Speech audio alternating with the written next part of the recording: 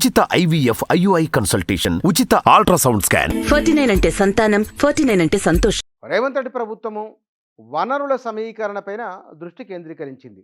అంటే వారు బడ్జెట్ పరిమాణాన్ని కుదించి ఆ తక్కువ అప్పులని ఆదాయం పన్నేతర మార్గాలలో ఆదాయాన్ని తెచ్చుకుంటామని ప్రజలకు అసెంబ్లీ కేంద్రంగా ఒక హామీ ఇచ్చింది కాంగ్రెస్ ప్రభుత్వం.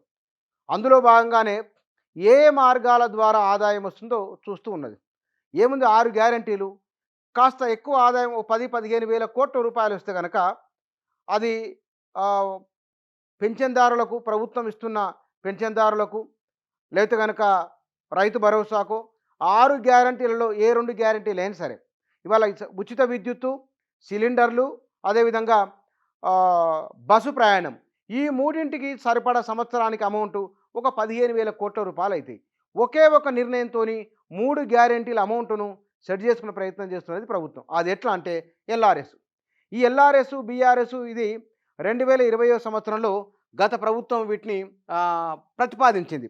2020 ఆగస్టు 31న వచ్చింది. ఈ ప్రభుత్వ భూముల్లో లేదా ఇతర ఈ ప్రభుత్వం చెప్పిందంటే దేవాదాయ వక్ఫ్ భూములు, ప్రభుత్వ భూములు ఉంటే కనుక వాటి విషయంలో కాకుండా ఇతరేతర విషయాల్లో ఉంటే కనుక వాటిని క్రమబద్ధీకరణ చేసుకోండి అని చెప్పి గడువు కూడా విధించింది ప్రభుత్వం.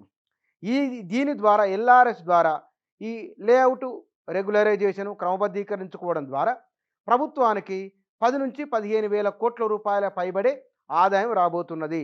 ఎట్లా అంటే కనుక మొత్తం LRS కోసం పెట్టుకున్న దరఖాస్తులు 25 లక్షలు ఉన్నాయి. హైదరాబాద్తో పాటుగా మిగతా కార్పొరేషన్లు, మున్సిపాలిటీలు, గ్రామ పంచాయతీలు వీటన్నిటిలో కలుపుకొని ఉన్న నంబర్ అది. దీనికి 1000 రూపాయలు మీరు దరఖాస్తు ఇచ్చి ముందు దరఖాస్తు చేసుకోండి అన్నారు. 1000 రూపాయలు కాబట్టి వెంటనే దరఖాస్తు చేస్తున్నారు. ఆ తర్వాత దానికి పరిమాణాన్ని బట్టి ఎన్ని స్క్వేర్ ఫీట్లు, ఎన్ని స్క్వేర్ యార్డ్లు, ఎంత ఉంటుంది గజాలు, ఆ లెక్కన తీసుకొని కొంత నిర్దిష్టమైన అమౌంట్ను గతంలో చెప్పినది. ప్రాసెస్ ప్రారంభం అవుతుండగానే న్యాయస్థానంలో కేసులు వేయడం వలన ఆ ప్రక్రియ ఆగిపోయింది. అయితే అఫిడవిట్లు ఇచ్చిన వారికి చేస్తామని గతంలో చెప్పారు. ఆ ప్రయత్నం కూడా కొంత జరిగింది. ఇప్పుడు ప్రభుత్వం దీనిపైన ఒక విస్పష్టమైన నిర్ణయం తీసుకున్నది.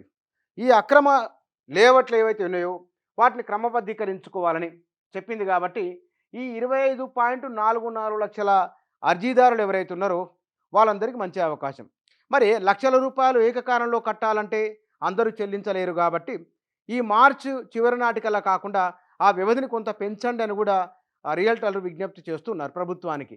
సరే, ప్రభుత్వం నిర్ణయం ఎట్లా చూద్దాం. మార్చే అవకాశమే లెక్క ఉంటాయి, మారొచ్చు. ఎందుకంటే దీని ద్వారా అంటే లేఅవుట్ల క్రమబద్ధీకరణ ద్వారా ప్రభుత్వానికి వస్తున్న రమారమి ఆదాయము మామూలుగా గుడ్డి లెక్కేసుకుంటేనే 10,000 కోట్ల రూపాయలు రమారమి అంచనా.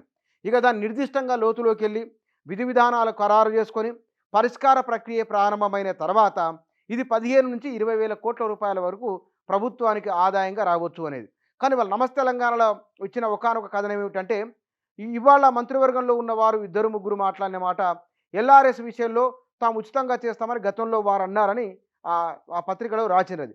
సరే, ఆ విషయాన్ని అక్కడ పక్క పెడితే కనుక 6 గ్యారంటీలకు నిధుల సమీకరణ, దీని ద్వారా ఉచిత బస్సు ప్రయాణానికి అవుతున్న ఖర్చు ఒక 4,000 కోట్లు, సిలిండర్లకు అవుతున్న ఖర్చు మనం 40-50 లక్షల మందికి ఇచ్చినా తీసుకున్నా సరే ఒక 5,000 కోట్లు, 5-4 9,000, ఉచిత విద్యుత్తుకు అవుతున్న ఖర్చు ఒక 4,000 కోట్లు వేసుకుంటే 14-13,000 కోట్లు అనుకుంటే కనుక ఇంకొక హామీ అమలు చేయడానికి అయ్యే అమౌంట్ కూడా ఈ సంవత్సరానికి సంబంధించింది LRS ద్వారా ప్రభుత్వానికి రాబోతున్నది. దీంట్లో వీళ్ళు లెక్క కూడా ఇచ్చారు. ఇక్కడ LRS దరఖాస్తుల పరిష్కారం ద్వారా వివిధ రూపాల్లో రాష్ట్ర ప్రభుత్వానికి సుమారుగా 6,000 కోట్ల రూపాయలు రావచ్చు అనేది అధికారులు వేస్తున్న అంచనా. HMDA, మున్సిపల్ కార్పొరేషన్, పురపాలక సంఘాలకు 4,000 కోట్లు, పంచాయతీలకు 2,000 కోట్ల పైగా ఆదాయం వస్తుందని భావిస్తున్నారు. లేఅవుట్ల క్రమబద్ధీకరణతో ప్లాట్ల క్రయ విక్రయాలు ముమ్మరంగా సాగుతాయని, తద్వారా అంటే రిజిస్ట్రేషన్ల ద్వారా ఇతరతర ద్వారా ప్రభుత్వానికి మరో 2,000 కోట్లు రావచ్చు అని అంచనా వేస్తున్నారు.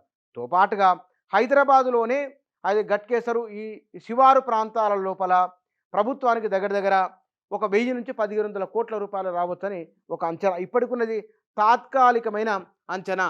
ఈ తాత్కాలికమైన అంచనా ప్రకారం తీసుకున్నప్పుడు ప్రభుత్వం 3 గ్యారంటీలకు సరిపడ నిధులను ఒకే ఒక నిర్ణయంతో సమకూర్చుకున్నట్లయింది. దీంతో పాటుగా రియల్ ఎస్టేట్కు ఊతమియ్యాలి, పెరగాలంటే దీనివలన ఇంకా అదనంగా 2 ప్రయోజనాలు ఉన్నాయి. రియల్ ఎస్టేట్ పైన ఆధారపడుతున్న వేలాది మంది రియల్టర్లకు లక్షలాది మంది వినియోగదారులకు, అర్జీదారులతో పాటుగా దీనిపైన నిర్మాణ రంగంలో పనిచేస్తున్న కార్మికులకు కూడా ఉపాధి దొరికే అవకాశం ఉన్నది.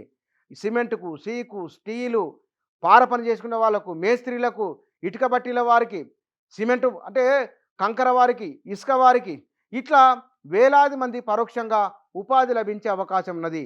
ఈ డబ్బులు మొత్తం తిరిగి మళ్ళీ మార్కెట్లోకి వస్తాయి. కాబట్టి ఈ మేరకు ఇక్కడ మనం గమనించాల్సిన విషయము, ఎల్ఆర్ఎస్ విషయంలో ప్రభుత్వానికి ప్రత్యక్షంగా వస్తున్న ఆదాయం కొంత ఉన్నది, పరోక్షంగా ఆర్థిక వ్యవస్థకు ఊతమిచ్చే అంశాలు కూడా ఇందులో ఉన్నాయి.